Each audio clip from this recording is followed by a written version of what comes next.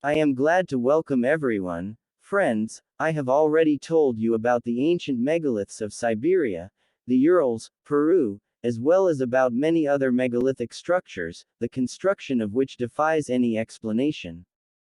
All official versions do not stand up to any criticism, and it looks like the explanation of a guilty schoolboy. Today, friends, I would like to tell you about the amazing and majestic megaliths of China. The technology of their construction, if you can call it that, raises more questions than answers. Did the ancient Chinese possess some unknown to this day high technologies? Let's find out.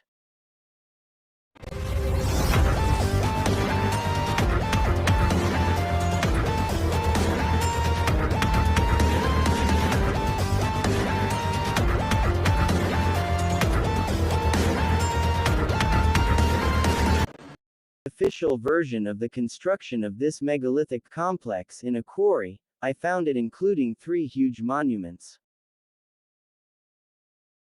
The Chinese have gone much further than all other historians of other countries. If it is not customary for historians to speak loudly about megaliths in Siberia and the Urals, then at least they do not assign their construction to our civilization, saying that they do not know who built them or built themselves by nature. Who cares?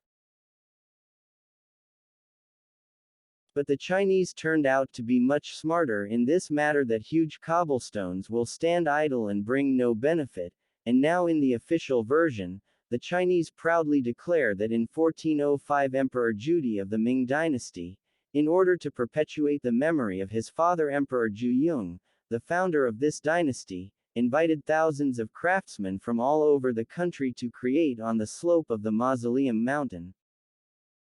The entire alley past the mausoleum is the result of their activities. 3 huge megalithic monuments located nearby. You will not find such a brazen and clever appropriation of someone else's history to yourself anywhere else. All 3 monuments are located 15 kilometers from the ancient capital of China, Nanjing, known since 472 BC. One of the megaliths reaches 17 meters high, its width ranges from 12 to 29.5 meters and the weight is about 16 tons. The second monument, it has a length of 51 meters, a height of 14 meters, a width of 4.6 meters and it weighs 8 tons. 3. The monument is located next to the second and has an oval shape, reaches 10 meters in height and weighs about 6 tons. All 3 megaliths have rectangular niches cut down or most likely melted at the base, which are through the 2 monuments. On the surface of the oval megalith there are 14 tall stone protrusions resembling the protrusions found on many ancient megaliths around the world. How were these megaliths made? Did the Chinese really hollow out huge pedestals with a pickaxe in the 15th century to perpetuate the memory of Emperor Judi? Let's first consider the smallest oval stone that was clearly made using plastic technology. Firstly, familiar protrusions are visible, which is always present where the stone was supposedly softened. Secondly, there are dark smudges standing out directly from the stone, and this is a sure sign that the stone was melted. All the blocks have a melted appearance and in places are no different from boulders. Fortresses of Sacsayhuaman in Peru.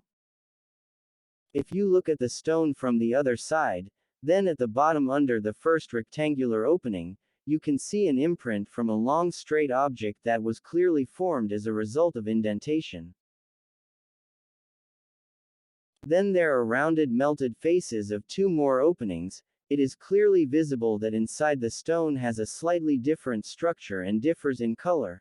The whole stone was propped up on the side with a curved platform that may have served as a vibrator and kept the entire monolith in a plastic state until it was finished. In this image, the megalith seems to have been made without any problems at all. It was simply farmed and roughly tapped with a shovel from all sides when it hardened a little.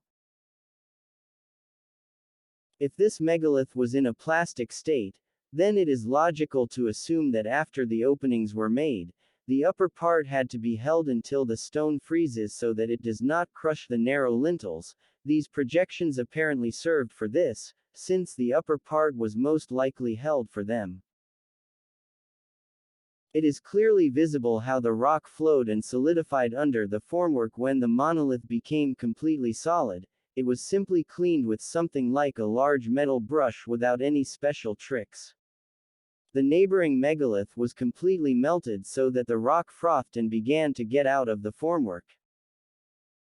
Wikipedia tells us that in 1405, shortly after Emperor Judi came to power, he ordered a giant stele for his father's mausoleum, which, if it could be installed, would be 73 meters high. All three steles in the base column were probably almost completely carved in the Nanshan quarry, where stone was mined for other structures of the mausoleum. When it became clear that it would be impossible to move the stylus from its place, the Chinese in general, I understood this often happened before, then the wall will be built. But then they realize that this wall will not protect the megalith, they will be hollowed out of the rock, and then they realize that it cannot be raised. Seriously, I have a specific question for the officials: where did all this developed rock go?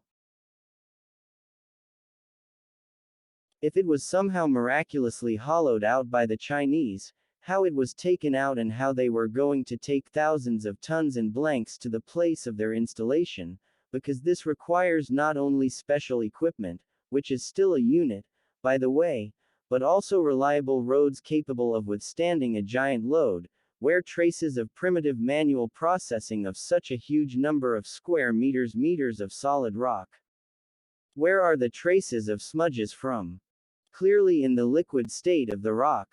In general, another lie of Chinese historians.